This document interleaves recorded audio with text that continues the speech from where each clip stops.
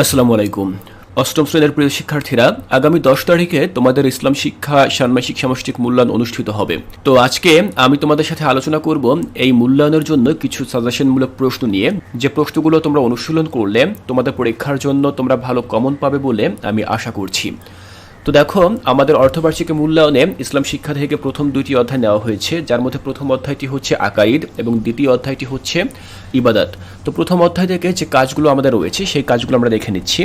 দেখো, একক কাজ হিসেবে আমরা যে কাজগুলো অনুশীলন করতে পারি সেগুলো হচ্ছে প্রথমত শিরক হয় বা হতে পারে এমন কাজগুলোর তালিকা তৈরি করো। অর্থাৎ শিরক হয় বা হতে পারে এমন কাজগুলোর তালিকা আমরা লিখব। 2 নম্বর রয়েছে কিয়ামত সম্পর্কে পরিবারের বয়োজ্যেষ্ঠ সদস্যদের ধারণা আলোচনা করো। এরপর 3 নম্বর রয়েছে কি দেখো, দৈনন্দিন জীবনে শিরক থেকে দূরে থাকার জন্য আমি যেসব ভালো কাজ করব এবং যেসব মন্দ কাজ বর্জন করব তার তালিকা তৈরি করো।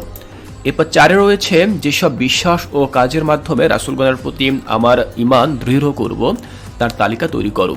তো এখানে এই যে 4টি কাজ দেখতে পাচ্ছ, এই কাজগুলো খুবই গুরুত্বপূর্ণ। তোমরা একক কাজ হিসেবে এগুলো খুব ভালোভাবে অনুশীলন করবে, যাতে করে এগুলো খাতায় তোমরা লিখতে পারো। এবার আমরা দেখব জোড়ায় কাজ। দেখো, জোড়ায় কাজের মধ্যে যে কাজগুলো থাকতে পারে সেগুলোর মধ্যে প্রথম যে কাজটি সেটি হচ্ছে আল্লাহ তাওয়াবুন, মহান আল্লাহর এই নামের শিক্ষা তোমার বা তোমাদের কর্মে বাস্তবায়নে কি কি করতে পারো তার একটি তালিকা তৈরি করো। দ্বিতীয় কাজটি হচ্ছে মহান আল্লাহর পরিচয় তথা আসমাউল হুসনা জানার মাধ্যমে আল্লাহ সম্পর্কে আমার নতুন যে বিশ্বাস তৈরি হলো তা আলোচনা করো। এরপর 3 নম্বরে বলা রয়েছে তাকদিরে বিশ্বাসের ফলে তোমাদের জীবনে কি কি পরিবর্তন হতে পারে বলে তোমরা মনে করো, জোড়ায় জোড়ায় বিভক্ত হয়ে আলোচনা করে উপস্থাপন করো। এরপর 4 নম্বরে রয়েছে কি দেখো, কিয়ামত দিবসের তাৎপর্য এবং আমার বিশ্বাস উল্লেখিত শিরোনামের আলোকে প্যানেল বা জোড়ায় আলোচনা করো।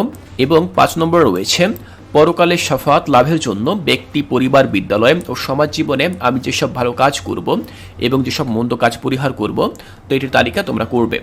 তো শিক্ষার্থীরা, তোমরা এখানে যে কাজগুলো দেখতে পাচ্ছ এই কাজগুলো কিন্তু তোমাদের মূল বইতেই রয়েছে। তোমরা যদি তোমাদের মূল বইটি খুব ভালোভাবে পড়ো এবং সেখানে যে কাজগুলো দেওয়া রয়েছে সে কাজগুলো যদি তোমরা খুব ভালোভাবে পড়ো তাহলে কিন্তু প্রতিটি প্রশ্নের উত্তর তোমরা পেয়ে যাবে। এবং এই যে প্রশ্নগুলো রয়েছে এই প্রশ্নগুলোর মধ্য থেকে কিন্তু তোমাদের অর্ধবার্ষিকী মূল্যায়নের প্রশ্ন আসবে। এবার আমরা দলগত কাজ দেখে নেব। দেখো, দলগত কাজে প্রথম যে কাজটি সেটি হচ্ছে তোমরা আকাইদ সম্পর্কে কি কি অভিজ্ঞতা অর্জন করেছ দলে আলোচনা করে লিখো। এরপরে 2 নম্বর যে প্রশ্ন সেখানে বলা রয়েছে পুনরুত্থান দিবসে আল্লাহর রহমত প্রাপ্তি এবং আযাব থেকে দূরে থাকার জন্য বাস্তব জীবনে তুমি বা তোমরা কি কি কাজ করবে এবং কি কি কাজ থেকে দূরে থাকবে দলে আলোচনা করে একটি তালিকা তৈরি করে উপস্থাপন করো। এরপর দেখো 3 নম্বর বলা রয়েছে তোমরা জোড়ায় আলোচনা করে উল্লেখিত শিরোনামের আলোকে আল কুরআন ও হাদিসের বাণীসমূহ ছোট ছোট কাগজে অর্থসহ লিখো।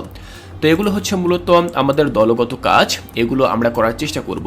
শিক্ষার্থীরা, প্রথম অধ্যায় থেকে এই প্রশ্নগুলো যদি তোমরা খুব ভালোভাবে অনুশীলন করো তাহলে যে কোনো প্রশ্ন মূল্যায়নে আসুক সেই প্রশ্নগুলো তোমরা খুব সহজভাবেই লিখতে পারবে। এবার চলো আমরা দ্বিতীয় অধ্যায়ে চলে যাই। আমাদের দ্বিতীয় অধ্যায়ের নাম হচ্ছে ইবাদত। তো এই অধ্যায়ে যে প্রশ্নগুলো থাকবে চলো সেগুলো আমরা দেখে নিচ্ছি। প্রথমে আমরা দেখব একক কাজ। একক কাজ হিসেবে প্রথম যে কাজটির কথা আমি উল্লেখ করেছি সেটি খেয়াল করো। 5 ওয়াক্ত ফরজ নামাজের পাশাপাশি নফল সালাত আদায় করার নিয়ম খাতায় লিখো। 2 নম্বর রয়েছে ফরজ সালাতের পাশাপাশি তুমি আর যেসব সালাত আদায় করতে পারবে তার তালিকা তৈরি করো। 3, যে যে সালাতের নিয়ম জেনেছ সে সালাত সমূহ শিক্ষকের নির্দেশনা মোতাবেক নির্ধারিত স্থানে অনুশীলন করো। এরপর 4 নম্বর রয়েছে কি দেখো, নিজেকে পরিশুদ্ধ রাখতে রমজান মাসে যে ইবাদতগুলো অভ্যাসে পরিণত করবে তার একটি তালিকা তৈরি করো। এরপর 5 নম্বর রয়েছে কি দেখো, হজের তাৎপর্য খাতায় লিখো। আরও কিছু প্রশ্ন রয়েছে। 6 বলা হয়েছে যেসব কার্যক্রমের মাধ্যমে হজের ফরজ, ওয়াজিব, সুন্নাত আদায় করা হয় তা আলোচনা করো। এবং 7 লেখা রয়েছে হজের ধর্মীয় বা সামাজিক তাৎপর্য বা শিক্ষা একটি তালিকা তৈরি করো। তাহলে একক কাজ হিসেবে দ্বিতীয় অধ্যায় থেকে আমরা যদি এই কাজগুলো করি তাহলে আমি আশা করছি যে এখান থেকে তোমরা কমন পাবে। এবং যদি আলাদা কোনো প্রশ্ন এসেও থাকে তাহলে কিন্তু তোমরা এই প্রশ্নগুলোর আলোকেই সেই প্রশ্নগুলোর উত্তর দিতে পারবে। এবার চলো দেখে নিচ্ছি দ্বিতীয় অধ্যায়ে কি কি দলীয় কাজ থাকতে পারে। দেখো, আমি এখানে দলীয় কাজগুলো আলাদাভাবে উপস্থাপন করেছি। সেগুলো হতে পারে 1 নম্বরে সালাতেই আমার চোখের শীতলতা দান করা হয়েছে উল্লেখিত হাদিসের মর্মবাণী দলে বা প্যানেলে বিভক্ত হয়ে আলোচনা করে উপস্থাপন করো। 2 নম্বরে রয়েছে লাইলাতুল কদরের তাৎপর্য জেনেছি, লাইলাতুল কদরের যে ইবাদত সমূহ পালন করবে তা আলোচনা করো। 3 নম্বর রয়েছে কি দেখো, ঈদের দিনে করণীয় ও বর্জনীয় দিকগুলো তালিকা তৈরি করো।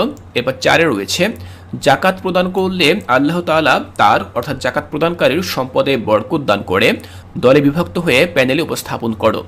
এবার 5-এ রয়েছে কি দেখো, জাকাত সংক্রান্ত যে কোনো ইসলামিক ঘটনা, গল্প শুনেছ বা জেনেছ তা দলে আলোচনা করো। উক্ত ঘটনা বা গল্প থেকে শিক্ষণীয় বিষয়গুলো আলোচনা করো। এরপর 6-এ রয়েছে, প্রত্যেক সামর্থ্যবান মুসলিমের উচিত সঠিকভাবে জাকাত আদায় করা। উল্লেখিত শিরোনামের আলোকে তোমরা সঠিক নিয়মে জাকাত প্রদানের গুরুত্ব দলে আলোচনা করে উপস্থাপন করো। তো আমরা দলগত কাজগুলো ঠিকভাবে অনুশীলন করব। এবার চলো আমরা দেখে নিচ্ছি জোড়ায় কী কী কাজ থাকতে পারে। প্রথম যে জোড়ায় কাজ সেটি হচ্ছে বিগত রমজান মাসে তুমি কোন ইবাদতমূলক কাজগুলো করেছ তা আলোচনা করো, তা জোড়ায় আলোচনা করে খাতায় লিখো। এরপর আরও কিছু কাজ থাকতে পারে। দেখো 2 নম্বর বলা রয়েছে সাওমের শিক্ষা চর্চার কৌশল। সাওমের শিক্ষা বা তাৎপর্য তোমার বাস্তব জীবনে বা দৈনন্দিন কাজে কিভাবে অনুশীলন বা চর্চা করবে তার একটি কর্ম পরিকল্পনা প্রণয়ন করো। তোমরা দলগতভাবে তোমরা জোড়ায় জোড়ায় বা পেয়ার ওয়ার্ক হিসেবে এই কাজটি করবে।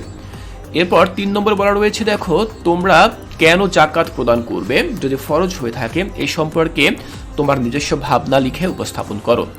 পরবর্তী প্রশ্নটি হচ্ছে করিম সাহেবের কাছে 3 তোলা স্বর্ণ, 20 তোলা রূপা এবং 4 লাখ টাকা ব্যাংকে গচ্ছিত রয়েছে। জোড়ায় আলোচনা করে করিম সাহেবের জাকাতের পরিমাণ নির্ণয় করো। শিক্ষার্থীরা এই প্রশ্নটি কিন্তু খুবই গুরুত্বপূর্ণ একটি প্রশ্ন। একজন ব্যক্তির কাছে কি পরিমাণ সম্পদ থাকলে তাকে কি পরিমাণ জাকাত দিতে হবে ওই সম্পদের উপর ভিত্তি করে সেটি তোমাকে জানতে হবে। তোমরা কিন্তু তোমাদের মূল বই থেকে এই হিসাব নিকাশটি খুব ভালোভাবে জেনে যাবে, তাই তোমরা অবশ্যই এই প্রশ্নের উপরে খুব ভালোভাবে প্রস্তুতি নেবে। শিক্ষার্থীরা, আমি এখানে তোমাদের সাথে আলোচনা করলাম তোমাদের অর্ধবার্ষিকী মূল্যায়নের জন্য ইসলাম শিক্ষা বিষয়টি থেকে প্রথম এবং দ্বিতীয় অধ্যায়ের এমন কিছু গুরুত্বপূর্ণ প্রশ্ন যে প্রশ্নগুলো তোমাদের অর্ধবার্ষিকী মূল্যায়নে আসতে পারে। শিক্ষার্থীরা, এই প্রশ্নগুলো তোমাদের পরীক্ষায় হুবহু না আসলেও যদি তোমরা এই প্রশ্নগুলোর উপরে খুব ভালো প্রস্তুতি নাও তাহলে যে কোনো প্রশ্নই আসুক সে প্রশ্নগুলোর উত্তর তোমরা খুব সহজভাবে লিখতে পারবে। শিক্ষার্থীরা, তোমাদের অর্ধবার্ষিকী মূল্যায়ন অনেক অনেক ভালো হবে সেই শুভকামনা জানিয়ে আজকের এই ক্লাসটি এখানেই শেষ করছি।